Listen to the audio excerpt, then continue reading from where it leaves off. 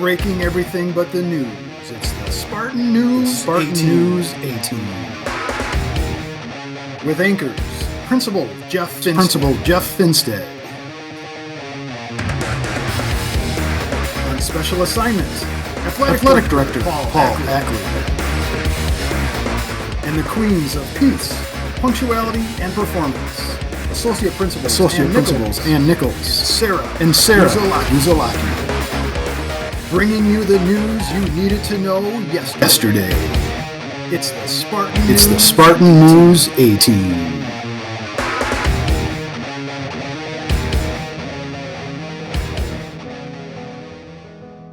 Hi Spartans, welcome to our third Spartan A-Team newscast. We are so happy that we've made it this far. We weren't sure if we'd get through to a third one.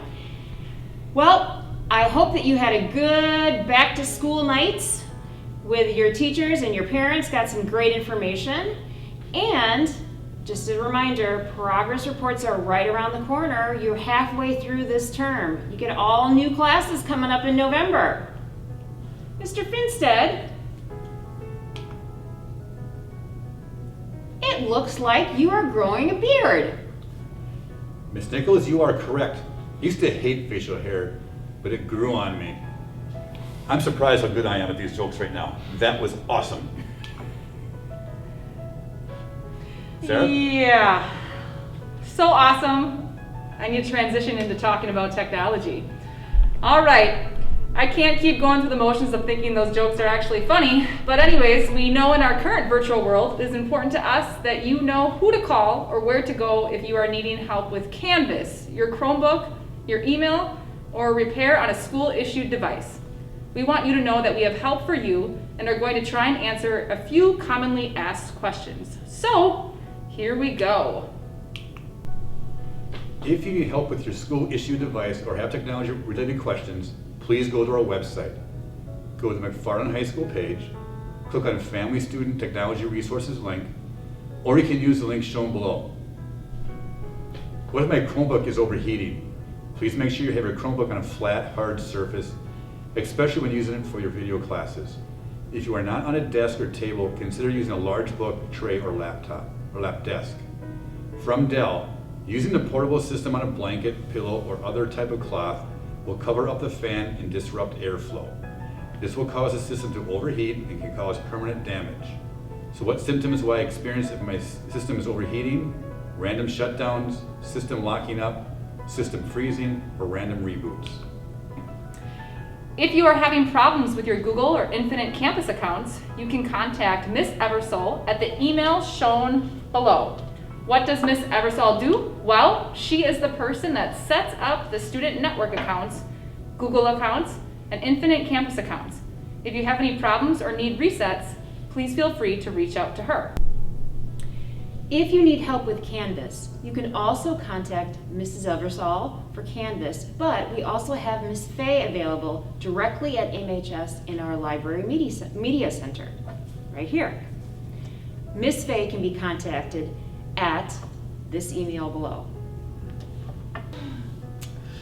So, are you having issues with your Zooms going in and out of service, or are you constantly trying to reconnect? Try this idea. If you have access to an Ethernet cord, you can connect directly to your router. On a Chromebook, you will need an Ethernet cord and a USB to Ethernet adapter to use this with your school Chromebook. A link for more information will be posted in this video's description. Well, team, it happened. A few students reached out to me and I'm finally feeling the love. I like to call this segment, Wow, someone is finally trying to get to know me. Just wanted to say thank you to all those students who have reached out regarding clubs and activities. Feeling the love, feeling the love. And now, let's take it to Mr. Ackley on special assignment and see which department of the week he's interviewing. Good afternoon, MHS students. This is Mr. Ackley again on special assignment, reporting live from the Superintendent's office here at McFarland School District. We are joined today with our special guest, our Superintendent of Schools, Dr. Andrew Burdell. We appreciate your time, Dr. Burdell. We know that you have an extremely busy and tight schedule, so fitting in an opportunity for us to discuss some things with you is very much appreciated. Well, thanks for asking me. It's great to see you today, Paul. You betcha, you betcha. So some of the questions that I think some of our students here at MHS might have on their mind is, this has been a challenging situation for teachers, parents, community, staff, administration. What do you feel has been the most challenging situation that you've come across within this COVID, or what's been given the kind of the most fits, I guess? The most fits? Yeah, well, that's a great question. Thanks very much. That's on a lot of people's minds. I think the most challenging part has been, nobody has been through a global pandemic before. Right. The last situation we had like this was the 1918 influenza pandemic, and a lot of those lessons apply, but obviously it's a very different world today. So I think the most challenging thing in all of it has been to figure out how can we do our very, very best as a school system, as educators, as professionals, to serve our kids and their families safely. Absolutely. And to provide the very best educational opportunities that we can for everybody in the system as safely as we can. And that's been really, really difficult, and fortunately I don't have to figure that out all by myself. I'm surrounded by incredible people here, yourself, Mr. Pennekamp, all of our administrators and teachers who've been a part of that, and we've gotten great input from families and parents who have great ideas. They're really great about expressing their questions, their concerns, their hopes for things, and all of that is really, really helpful. Yeah, well, a great leader always surrounds themselves with great people. And being in the school district, I've seen that firsthand with not only our school board helping us through this and our medical personnel, but also the teachers and the administrators. So you're exactly right. It definitely takes a community and to raise the children, just like the old saying says. So, obviously with every challenge that we face, there's challenges, but then there's also some rewards. We want to share with our students, some of the rewards that you've seen through this process. Well, I think I can think of two off the top of my head that have just great. We've been separated for so long. Yes, we have. We all went home from school on Thursday, March 12th, thinking we were going to come back, the following Monday, and 6 months go by, and here we are in September. So, a couple things that really stand out to me as being just really joyful moments are, the first time that I got to be here at school with my colleagues and my friends, and seeing my colleagues come back to school. Some of us worked, in the district office all summer, Ms. Arengo and Mr. Mahoney. Myself, we're here. I was here for a lot of that. But the first time our teachers came back and all of our staff members came back, and I got to just walk around and say hello to people and ones and twos. You're waving from a distance, but and then just last week being able to say hello to kids and watch and see our kids and our teachers come together over at Conrad Albion, where we just started doing in-person instruction with our students in grades kindergarten through 2. Those are two moments that are just really, really special, just really great. And I'm very hopeful that we can continue to build on that.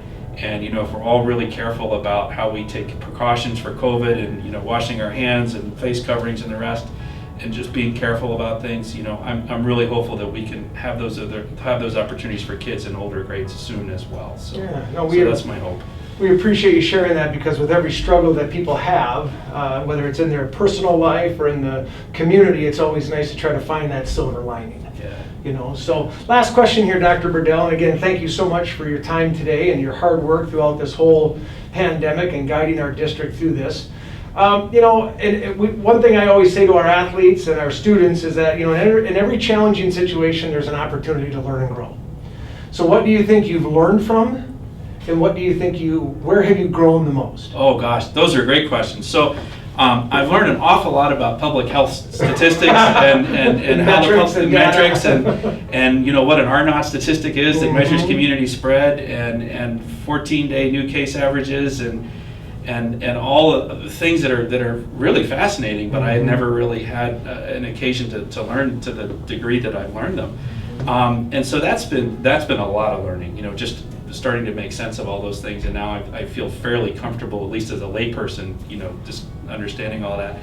But I think a place that's been a really great growing experience, it builds on something that I think I had a pretty good, at least instinctive understanding before, is that, when we're in this, where we are right now, there's really two challenges for us. One is, COVID is a communicable disease, it's a virus. And along with that comes an awful lot of stress. Mm-hmm. And so those are two distinct problems that are also very closely related. Absolutely. And I think an area that I've consciously tried to grow in, and I can feel myself growing, is to be more intentional about recognizing just the importance of understanding and acknowledging how stressful the situation is, and then helping people through it. Mm-hmm. And because I know that, like for parents, when parents are stressed out, it's hard to be the best parent you can be when you're stressed as a parent. Mm-hmm. It's hard to be the best teacher you can be when you're stressed out. It's hard to be the best student you can be when you're stressed. Mm-hmm. And so I think that's a big piece. I spend as much time thinking about how can we help people manage all of that anxiety and uncertainty as best as we can. We're never going to get away from it completely, so that we can be the best people that we can be, or be our best selves and all of that. Absolutely. Great advice for our adults that are watching, but then also for our young adults as they learn virtually from home, because obviously that's not the setting that they necessarily want as a high school student, but yet it's the situation in which they're in. Yes. So again, Dr. Burdell, thank you so much for your time. You're doing a great job. We appreciate your hard work. The emails that come in, the phone calls that come in, the meetings that you have to attend are never ending during these types of situations. But I guess I can say one thing for certain folks is that, we're in good hands with Dr. Burdell, and he's definitely has your best interests as a student at his foresight as he leads us through this pandemic and these challenging times. So again, grateful to be here, grateful to share this great information with you, and this is Mr. Ackley signing off. Spartans, thank you for watching. Continue to log in and stay engaged in your class. As a reminder, midterm progress grades are coming out October 5th. As we are halfway through the term, I can't believe it. What I also can't believe is that on November 6th, it is the last day of term 1. This means that November 6th, you will earn a final grade for first quarter courses. You will have all new courses beginning the following week. As always, we strongly encourage you to keep your videos on because we miss seeing you and seeing your faces, and it also helps our teachers gauge your understanding. Thanks so much, Spartans. Take care.